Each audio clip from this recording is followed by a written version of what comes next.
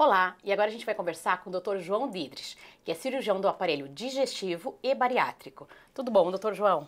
Tudo bem, Lu? Muito obrigado pelo convite, obrigado pela oportunidade de a gente poder estar aqui divulgando para os ouvintes, para os colegas médicos, para os colegas estudantes de medicina do nosso Congresso Brusquense de Medicina. Isso. E falando desse segundo congresso de medicina, né, Brusquense de Medicina, quando que ele acontece? Então, o Congresso Brusquense de Medicina vai acontecer nos dias 27 e 28 de maio desse ano.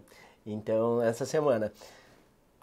E para quem que ele é voltado, assim? É só para médicos ou para estudantes também? Qual é o público-alvo? Então, o nosso público-alvo é o médico recém-formado, é o médico mais antigo que está no momento de atualização e também os estudantes, né? Temos faculdades na região, temos a Univale, a FURB, a nossa faculdade lá de Brusque, a Unifeb, então os estudantes são muito bem-vindos.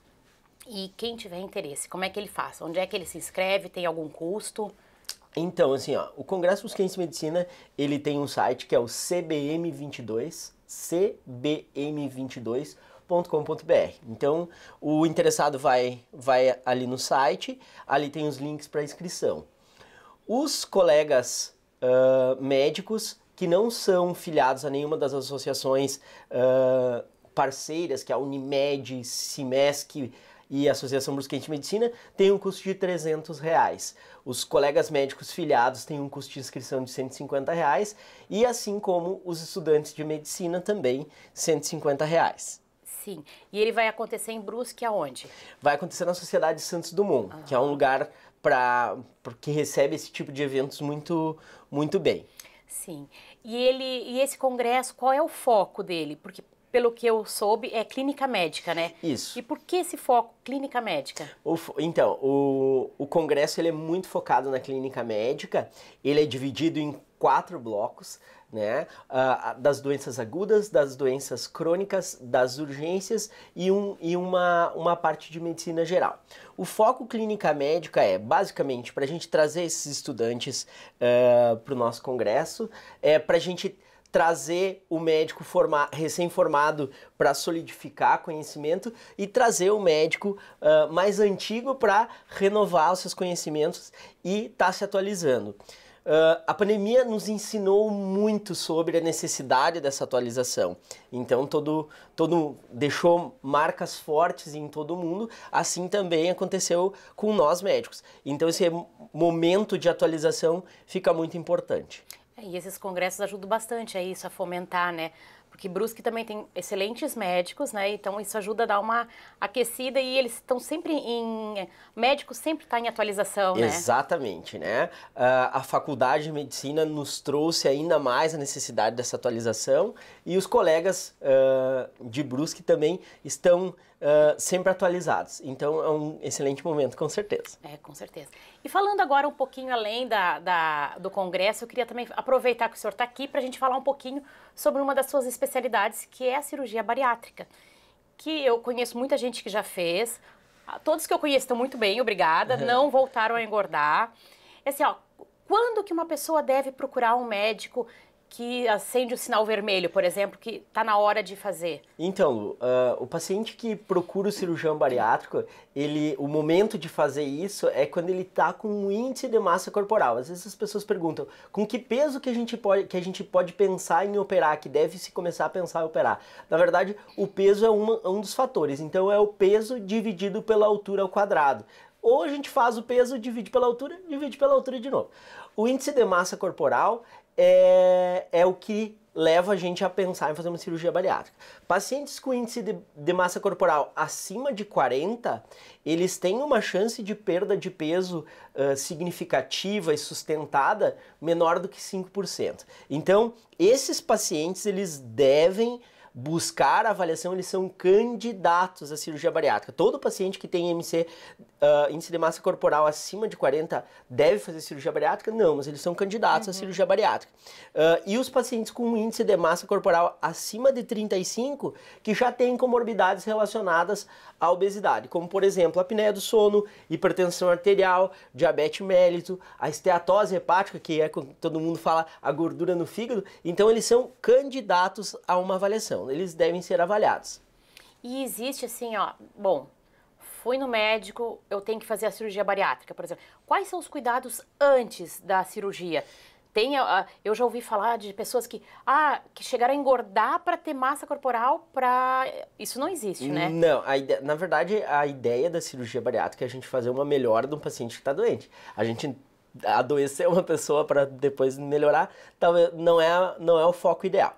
Basicamente, os pacientes candidatos à cirurgia bariátrica, eles devem ser avaliados por uma equipe multidisciplinar. Então, assim, ele é avaliado pelo endocrinologista, ele é avaliado pelo nutricionista, avaliado pela psicóloga e pelo cirurgião bariátrico, tá?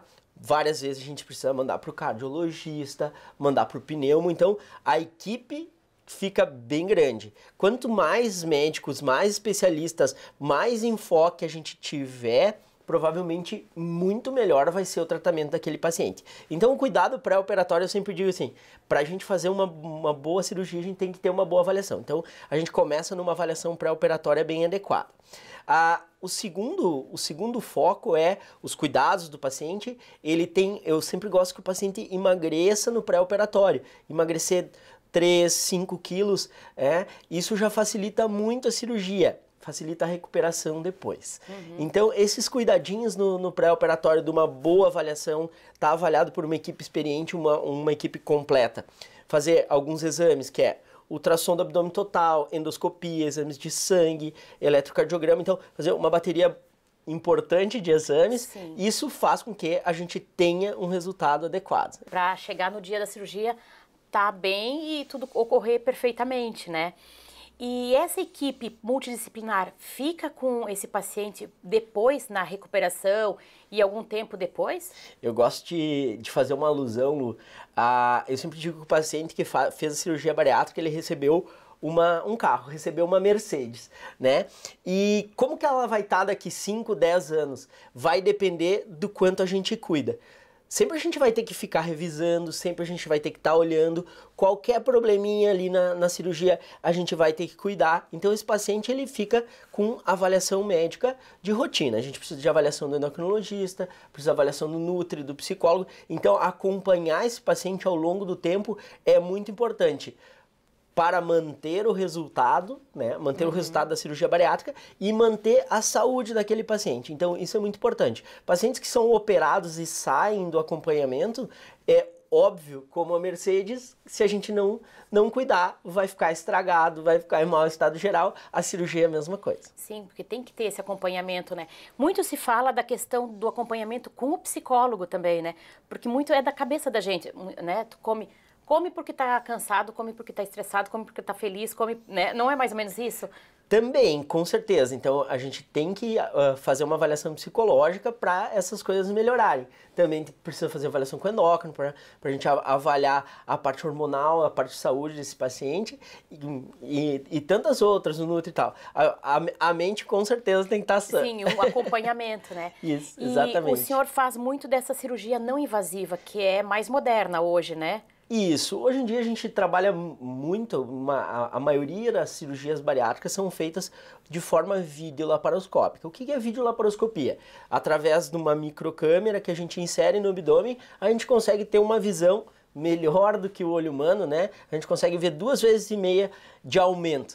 E através de alguns instrumentos, a gente consegue fazer a cirurgia laparoscópica. A cirurgia tem uma duração em torno de 50 minutos, 1 hora. Em geral, o paciente depois de 24 a 36 horas tem condição da alta hospitalar. E depois de 14 dias, sua grande maioria consegue voltar às suas atividades. Obrigada, doutor João. E agora a gente termina mais um Espaço News Litoral Norte. Semana que vem estamos novamente aqui na telinha da TV Record News às 19 horas.